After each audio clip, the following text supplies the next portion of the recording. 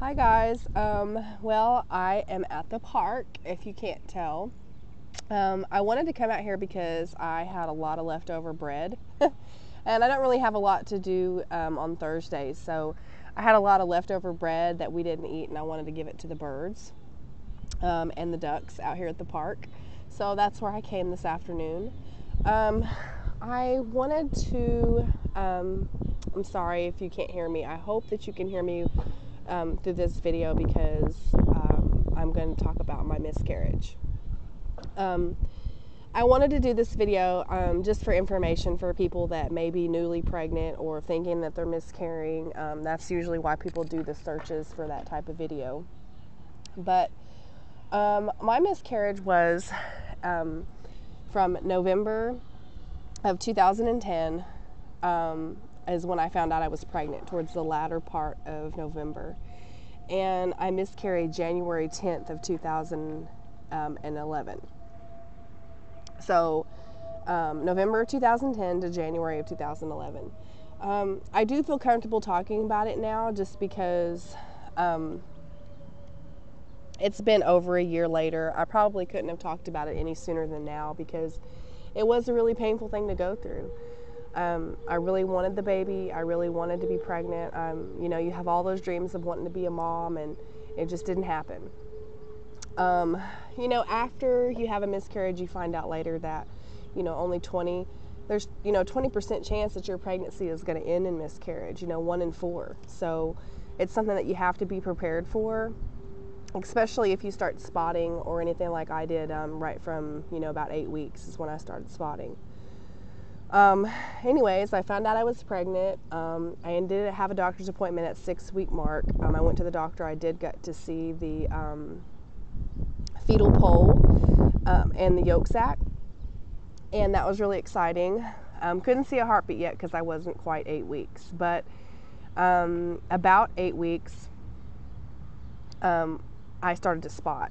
So that was really trying. I hated it. I was upset, that I was, spotting when I was going to the bathroom, and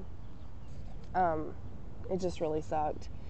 And what happened was that I ended up going to the ER. I guess it was about 9-week mark. I went to the ER and found out that they just sent me home. They were like, it could be a pending miscarriage. We don't know, until you actually miscarry, and they wouldn't do an ultrasound. I know, stupid, right? They wouldn't do an ultrasound at the ER. So what I did is I went home.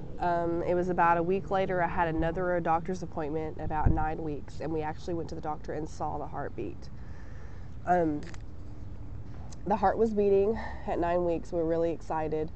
But the following week after the doctor's appointment is when I started spotting again. It was, minimal, but it was there. At a couple times it was a little bit bright red, but it wasn't anything like a heavy flow. So I was 11 weeks, about to turn 12 weeks, and I started spotting really heavy. And so I went to the emergency room.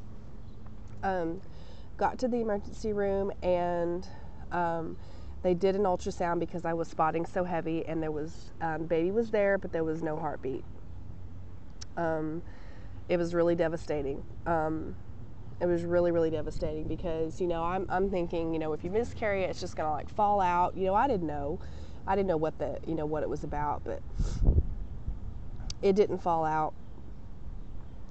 And they were like, well, it's either you're going to miscarry on your own or you need to contact your doctor. This was on a Friday that this happened. So they told me that I needed to go to the doctor the following Monday and see my doctor. Well, so I went home, pretty much was devastated. Knew that there was no heartbeat, nothing you could do but, pretty much wait to miscarry. This was on a Friday, and I was up doing stuff, trying to keep stuff off my mind, and Sunday night, it hit me. I was doubled over with cramps, could not move. Excuse me. I was doubled over with cramps, could not move. tried to shake it off, tried to walk it off, tried to do everything I could. I have a pretty high pain tolerance, but my uterus was just squeezing and squeezing and squeezing, and it was nonstop. So my boyfriend at that point was like, we're going back to the emergency room. And the first emergency room that we got to was the hospital we went to the first time. And they were slam packed full of people.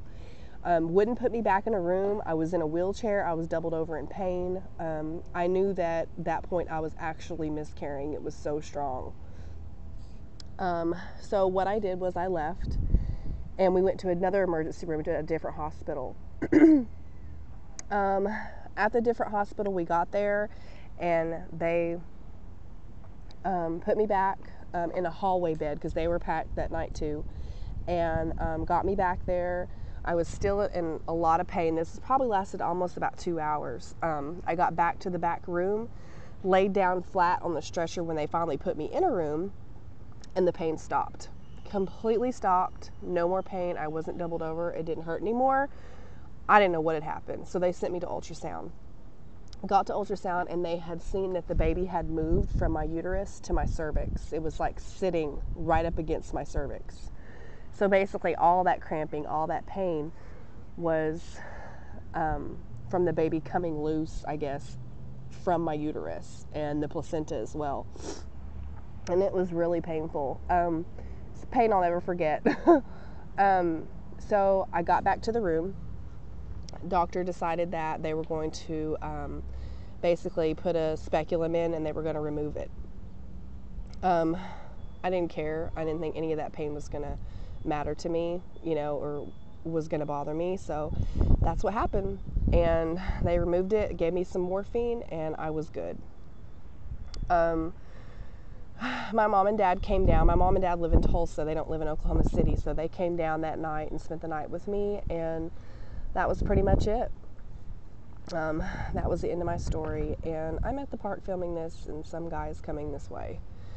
But that was pretty much my story, and I'm over it now, and I know that it happened for a reason. And I'm good with it. I know that I can try again. I know that, I have all the hope that I can conceive again. So I just need to keep trying.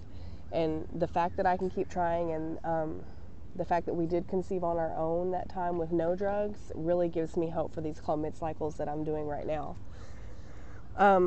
But I really don't want to go through that again. I really don't. And I know it's not up to me. I know it's God's decision. If I have another miscarriage, it's meant to be. But it was really hard at the time. I really had to lean on my boyfriend and stuff. And I wish I would have been more proactive the year after, to find out if. I wish I would have been more proactive, to get my cycle back on track. So maybe I could have conceived, the rest of the part of 2011. But my cycles were so messed up, and I had HCG in my system for a long time, about 2 months after, because I miscarried on my own. I didn't have a DNC. So, but I'm okay with it now. I'm able to talk about it now. And my mom had one before she had me. So, miscarriages are pretty common, even though some women never experience them at all. But I'm really hoping that this next baby this next pregnancy is going to be a sticky baby. And I just wanted to share my experience with people so they would know, what to look for. And I think that it's really important, that I probably should have been more pushy to find out more information the first time I went to the ER, because they wouldn't do an ultrasound, and I should have been more pushy about it. So that's one piece of advice. But other than that, when you're going to miscarry, there's not anything you really can do to prevent it. It's going to happen. It's going to happen. So that's my story. And if you have any questions, just leave them below and like this video, and I'll get back to you as soon as I can. Thanks, guys. Bye.